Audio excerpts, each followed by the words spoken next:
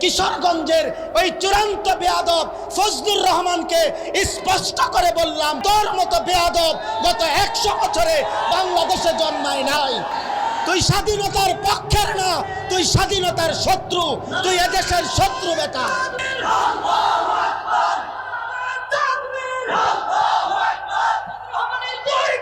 জুতা মারো তালে তালে।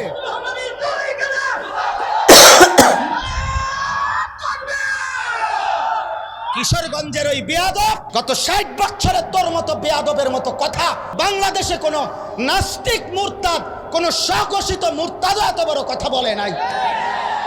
এদেশের মা বোনদেরকে বলছে যে আপনারা আলেমের সন্তান পেটে নিবেন না। আরে বেটা বেয়াদব, তোর মতো বেয়াদবকে, তোর মা বাপকে যদি কোনো আলেমে দিন বিয়ে না পড়াইতো তো তুই ফজলুর রহমান কোনো নেককার চরিত্রবান কোনো পবিত্র নারীর ঘরে জন্ম নিতে পারতি না বেটা। যদি বলি আল্লাহ কেন, সব প্রশংসা আপনার জন্য কেন, আল্লাহ নিজেই বলবে তাহলে তুমি বলো আমার জন্য নয় কেন। তুমি বলো প্রশংসা অন্য কারো জন্য কেন হইতে পারে, তুমি একটা যুক্তি দাও। আমি তো কইছি আমার জন্য, আচ্ছা তো বাদ দাও, আমারটা বাদ দিয়া তুমি কও। আল্লাহ তো বললেন সব প্রশংসা কার জন্য, তা আমি যদি বলি আল্লাহ সব প্রশংসা আপনার জন্য কেন, তা আল্লাহ যদি বলে হ্যাঁ তো ঠিক আছে তুমি বলো অন্যের জন্য কেন, আমার জন্য নয় কেন।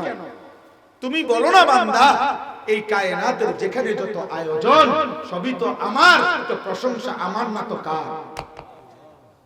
ভালোবাসার যত রং, হৃদয়ের যত আয়োজন, কায়নাতের সব সাজ, যেখানে যত সুন্দর, যেখানে যত ভালোবাসা, যেখানে যত সৌন্দর্য, যেখানে যত হাসি, যেখানে যত আনন্দ, যেখানে যত কিছু সবই কার।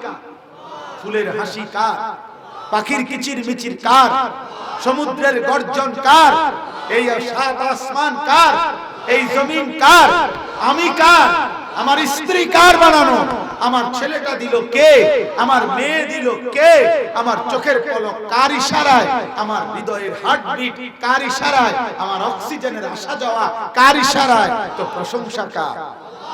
জোরসে বলো আল্লাহ। আলহামদুলিল্লাহ।